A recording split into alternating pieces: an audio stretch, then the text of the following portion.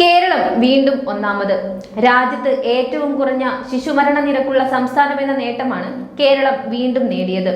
മധ്യപ്രദേശ്, രാജസ്ഥാൻ, ഛത്തീസ്ഗഡ് എന്നിവിടങ്ങളിൽ നിന്നുള്ള ശിശുമരണ നിരക്ക് ഉയർന്നു നിൽക്കുമ്പോഴാണ് കേരളം പട്ടികയിൽ മുൻപിലെത്തിയിരിക്കുന്നത്.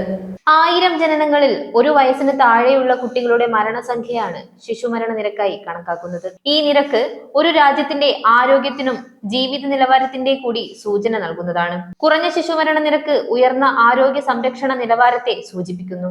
ശിശുമരണത്തിന്റെ കാരണങ്ങളിൽ അകാല ജനനം, മെനിഞ്ചൈറ്റിസ്, പെട്ടെന്നുള്ള ശിശുമരണ സിൻഡ്രോം, ന്യൂമോണിയ എന്നിവ ഉൾപ്പെടുന്നു. ആഗോളതലത്തിൽ ശിശുമരണ നിരക്ക് 1990 മുതൽ 1000 ജനനങ്ങളിൽ 63 ശിശുമരണങ്ങളായാണ് കണക്കാക്കുന്നത്. എന്നാൽ ശിശുമരണ നിരക്കിന്റെ ദേശീയ ശരാശരി 1000 കുട്ടികൾക്ക് 32 എന്ന നിലയിലാണ്.